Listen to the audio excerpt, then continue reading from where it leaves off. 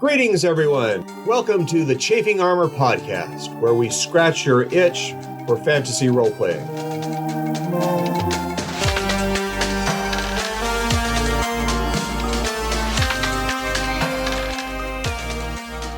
I am Dare. I am your dungeon master tonight, and we are joined by our cast of great players. Riley, would you introduce yourself, please? Hi, I'm Riley, and I'm playing Honey Robin, your favorite Plasmoid monk. Fantastic. Izzy, please. Good evening, everybody. My name is Izzy, and I will be playing Hob Silver-Slinger, the half-elf Artificer. Great. James, would you introduce yourself, please? Sure. Hello, everyone. I'm James, and I'm playing Xok the Changeling Barbarian, who recently revealed that he knows how to speak another language. Elvish all around.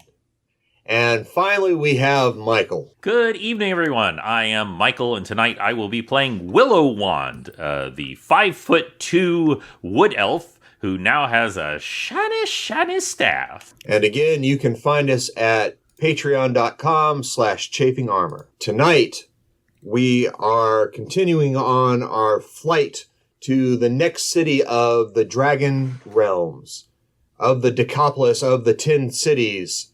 The next one we are going to visit is the City of Libraries. You all have been sent to research names. The two names that you have found of Danath Kul and Bakrug.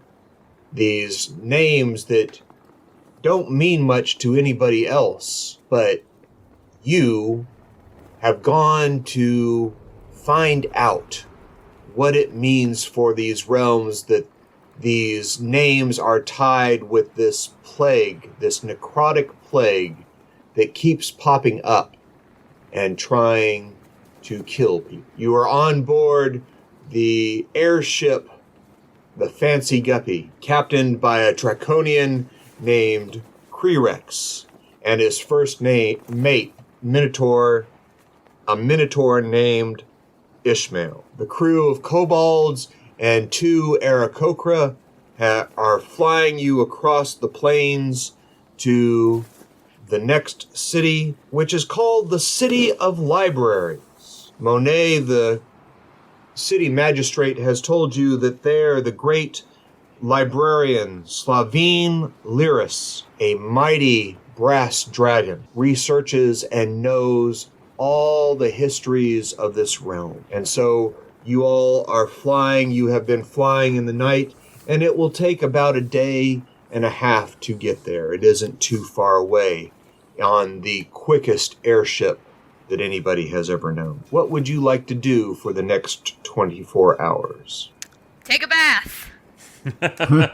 Hopefully we had a chance to at least clean up before then, but yes, definitely if there's any...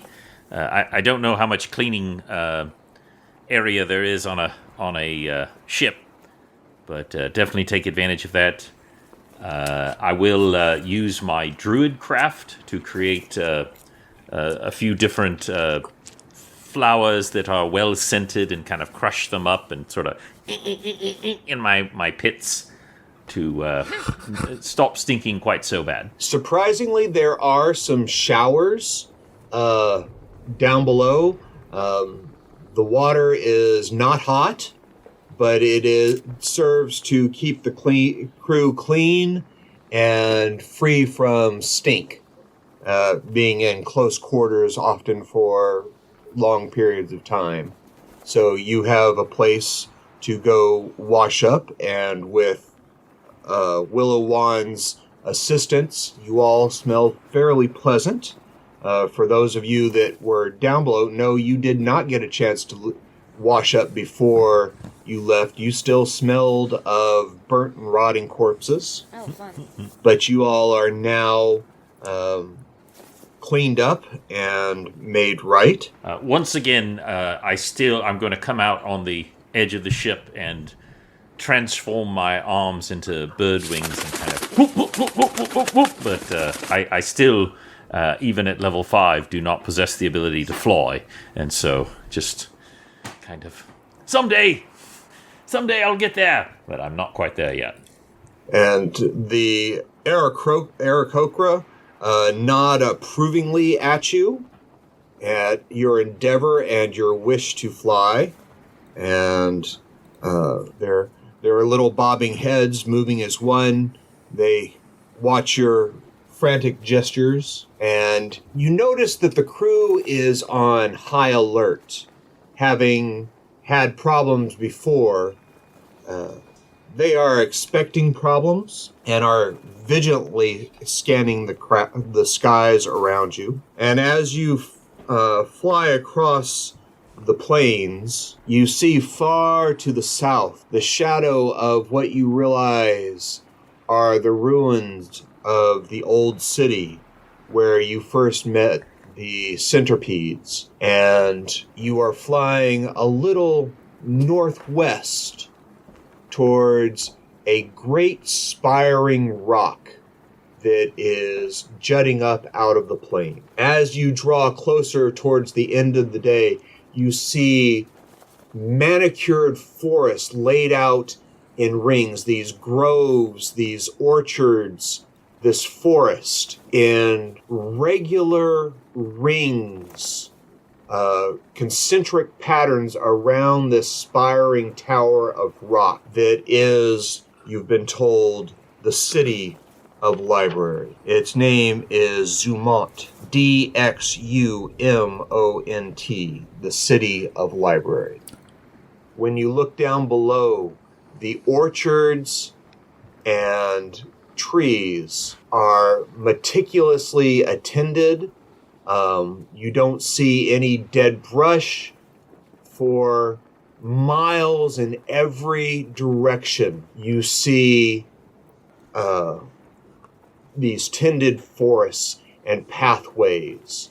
You see huts in between the trees and houses that are so interwoven with the forest that you can't tell really where the trees begin and the houses end. Anybody want to say anything as we come in over Zumont? Willowand is in heaven as he's looking at this. He lived in a very wild wood far from here, and it looks nothing like this, and yet he is... this is like going to a palace for him, and so he is just like vibrating with excitement to land. Hey, Hob. Hey, Hob. Yes. I want to be ready to fight whatever is here. Can you tell what is library? Oh, well, thankfully, nothing to be afraid of. Just a quiet place full of books. Quite useful. Boring. Boring. Nothing to fight here. I don't know. Awfully dense forested areas. True. Maybe something outside to fight. Hopefully And not. as you all come in for a landing, as you come towards this stone spire, you can tell that it has been built, and it is a form of a ziggurat or pyramid, but it is in a spiral, an ever-increasing spiral from the top down. You can tell there layers of building have been built outside, and it spirals up in a helix or a corkscrew up to a center spire high above. Many floors, almost as tall as the cliffs on the edge of the Sea of Swords, the city of Jormungand. This building is massive. It houses people, and you see those paper dragons flying in and out from all directions, those messengers of the city of dragons. And you see them going in every direction. Down below, you see what looks like a mill where they are taking trees and making paper and scrolls and anything that would be for the library. As you come into land, you see guards on either side, and you notice they're not draconian. These guards are elves. Blimey. And most of the people here are elves and gnomes. The city of libraries has many different people, but most that seem to want to come here have been from the elven realms, both from the Feywilds, from the forests, and from the cultured epicenter of the Elvish society. Well, I'll be looking forward to speaking to them. Yeah. Oh boy, what a time to make a choice. The ship lands down, facing the central spire, and lands gently. The dock is there. The gangplank is lowered down, and you all are come off the gangplank, and there at the bottom of the ramp are a group of 5 elves from all the different castes. And you see a very dark-skinned one with white hair. You see one with very bronze skin and dark curly hair. You see a tall, thin, pale, and blonde one that has the hair is almost platinum blonde, white blonde, almost albino, except there is color around the cheeks. And the final one is more what you would say is everyday skin tone and regular brown hair, and seems to be much more rough cut than the others. The tall, thin one that with the white silver hair is very prim and proper, and she puts her hands together and says, "Greetings. Welcome to Zumon. What may we do for you?" I will step forward. I have not, again, been part of an elven community for over a century, so I'm a little rusty, but I'm going to kind of like do a very awkward, proper bow, and I'm going to keep it in common for everyone's sake and say, "Greetings. I am Willowand, and I am honored to make your acquaintance. These are my traveling companions, Hob Silver-Slinger, Xok. Do you have a last name, Xok? What is last name? That's what I thought. And also the illustrious Honey Robbins. Hello. And we have come to you seeking knowledge on behalf of the Queen. Ah, well met, Willowand. My name is Linchak Star Speaker. I am the assistant librarian. Welcome to our fair city. Of course, you are welcome as emissaries of the Queen. Please come, and we will meet with the head librarian. And they all form a semi-ring around you, and the 4 of you are escorted towards the central spire. As you walk in, the great doors are open, and you go from the soft green grass outside, perfectly manicured, almost like a putting green, and then you immediately step into a beautifully polished marble floor inside these great 20-foot tall doors. And you look down this hall, and you can see the concentric rings of the building where the doors used to be, and they have been steadily moved outward as the great spire of the library has expanded. And this great marble hall proceeds down in sparkling beauty into the depths of the spire. On either side, there are shelves of scrolls and bound books and papers.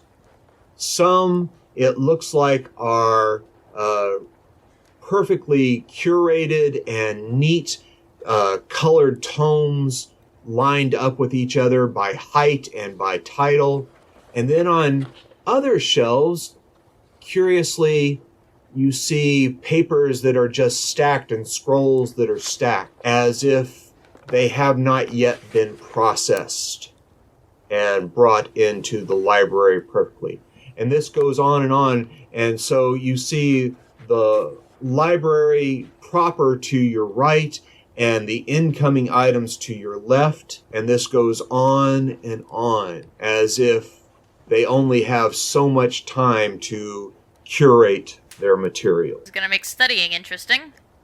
I'm going to turn to everyone and just in the loudest whisper I can manage and say, just a quick note, everyone. If you do anything that creates fire, don't do it here. All librarians are picky, but elven librarians are very picky about their libraries, so just ixnay on the fire, hey. It's like I picked the wrong day to have a fire axe. I am so looking right at you. Like, I'm saying it to everyone, but I am staring right at you, and looking meaningfully at your axe and hoping you're picking up what I'm putting down. Hey, just because I never tried it out doesn't mean I don't know what fire does. And when you do that loud whisper, the more rough-cut elf to your left looks at you and smiles and nods approvingly of your message. And so as you walk for about 15 minutes towards the center of the spire, you come to another huge chamber.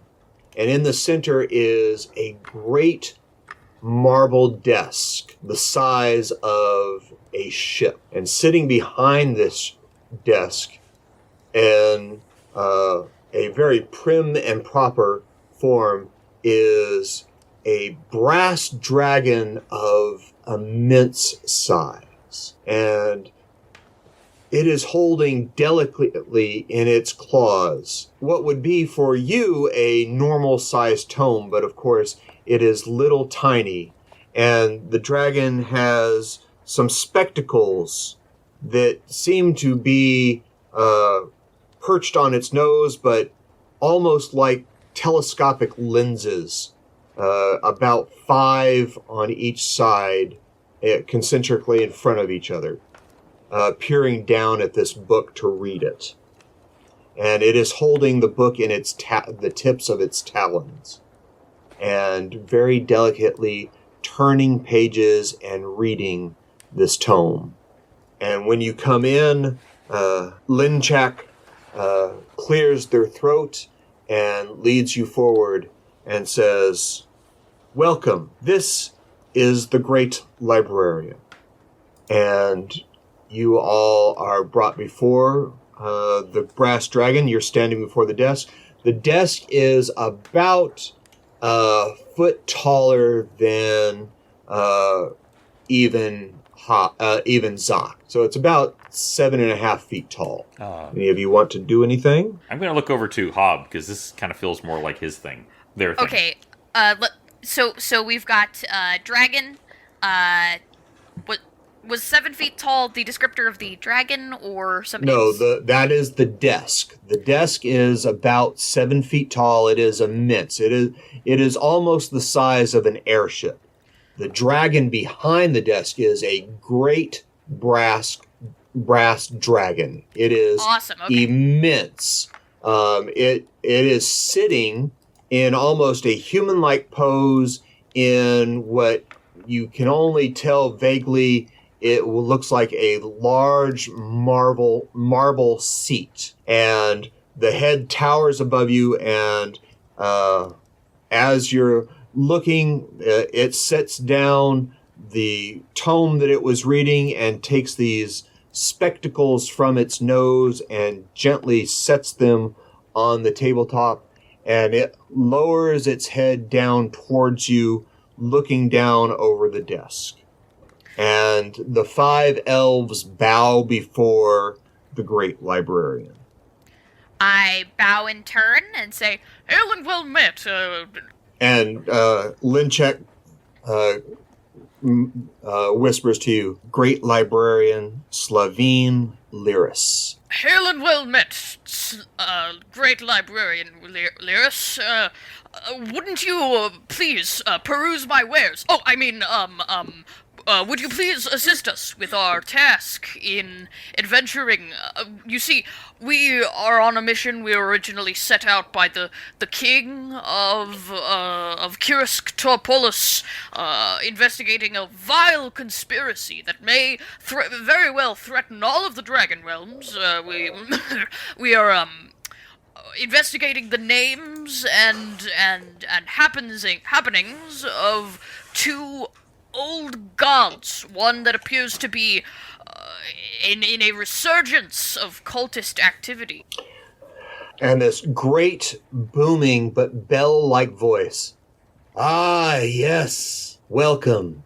I have just received word from the king and queen about everything that has been going on."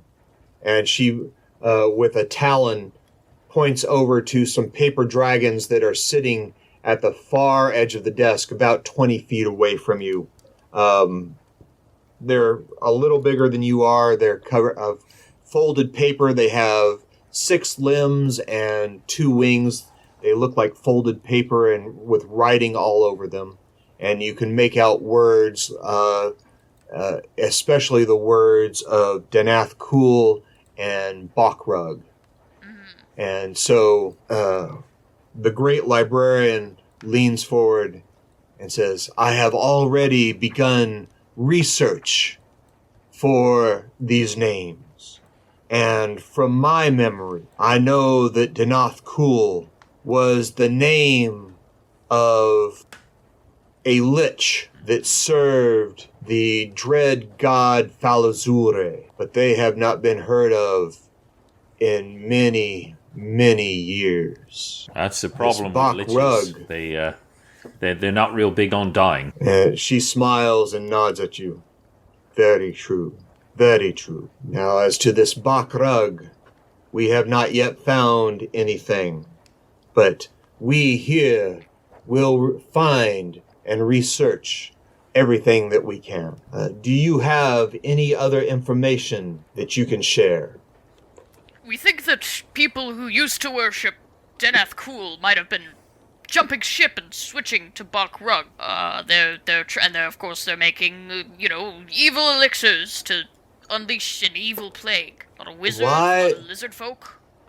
Why do you think that one cult would switch to another master? What makes you believe this?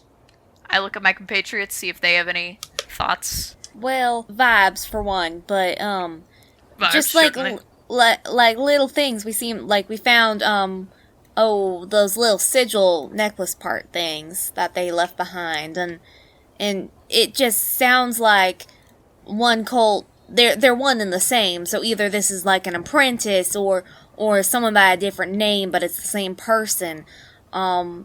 People who follow one cult sometimes they feel. Even though all cults seem to feel the same sometimes, if they trade over or they continue the belief, or whoever endorsed it, maybe a higher up of the old cult endorsed this new cult, and so everyone kind of jumped ship with it, thinking they're still part of the same cause.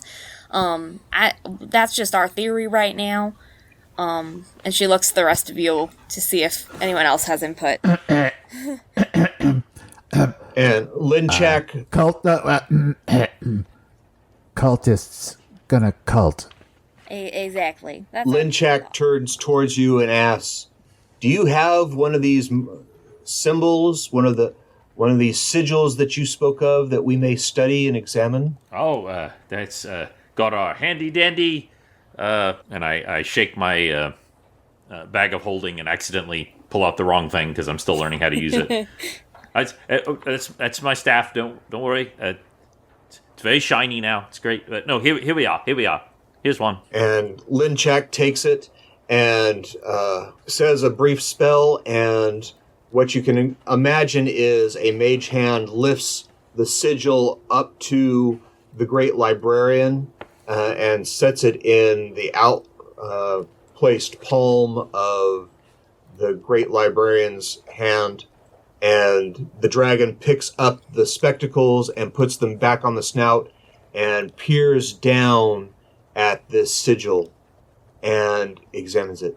Ah, yes, this symbol, it almost looks as if it is a centipede, but it is not quite right. Everything about those things were not right. What things? Show them glass thing. Show them glass thing. Oh yes, of course. This seems to be some sort of model of I don't know. It could be their god, could be their pet, the newest creation. I hold out the glass centipede from my bag of holding. Oh, I forgot to ask. Did the bag of holding that I made with my Artificer infusion or whatever it's called, create magic item, etc. That we stored the jugs in. Did I get that cleaned out? Did the king clean that out for me? Yeah, they cleaned that out for you. Okay, then cleaned out all the sickness and everything. I imagine we'll discuss who got the other two bags of holding later, I suppose. Yeah. So, well, apparently Willowand has one. You all have to decide who gets the other one. Mm-hmm. And so as you take this little glass statue out, and Hob, you bring it over to Linchak, the rough-hewn, more wild-looking elf screams out something in a elvish tongue that sounds like "beware," and the little statuette starts to glow in your hands and starts to burn in your hands. Hot potato, hot potato, hot potato. And roll me a dexterity check. You have to beat a 17. If you don't beat the 17, you drop it. Oh, ho, ho, ho, ho. All right, let's see what my dice and my -1 dexterity can do for us. I'm afraid with that -1, that's a 1. Oh, so you immediately drop it. And it falls to the ground. Could any of us take a chance to try and catch it? Yeah, I'll give you all a chance to catch it. And we're standing relatively close to each other. You all, well, she had walked, Hob had walked forward to hand the glass statue to Linchak. So they were a few feet away from you. So it is going to be a difficult DC. You can do it if you can beat the 17. Anybody beats the 17. I can definitely do that. Very, very dexterous. That is a 10. So that's a 12 for me. No thanks. Slow motion.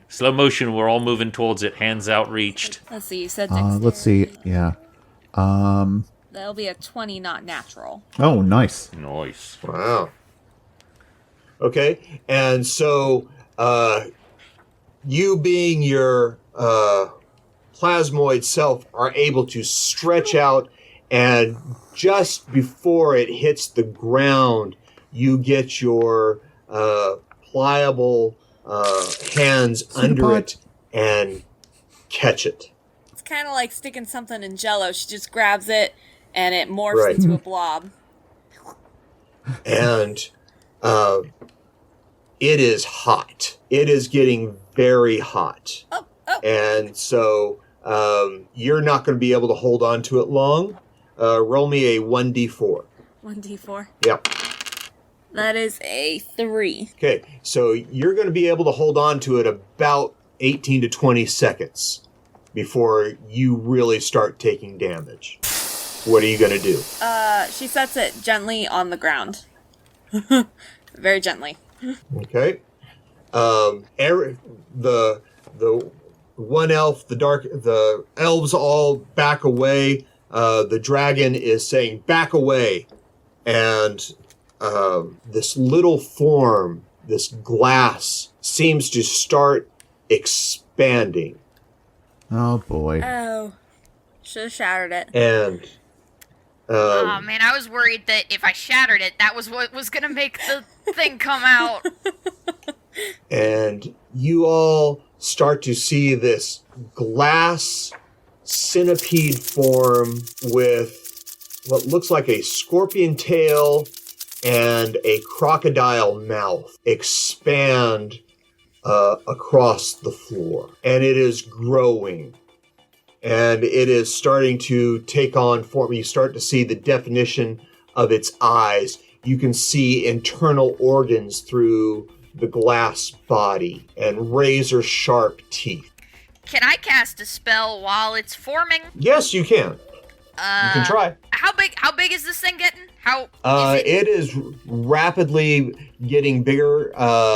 So right now it's probably half the size of you humanoids. So Gotcha. about 3 feet long, but it is doubling in size every few seconds. Everyone like the get size of back and cover your ears. I'm going to use one of my new second level spell slots to cast Shatter on this guy. Oh, yes. Let's see. It needs to make a Constitution saving throw. Okay. And what does it have to beat? 14. All right. And that is... Oh, and it has disadvantage.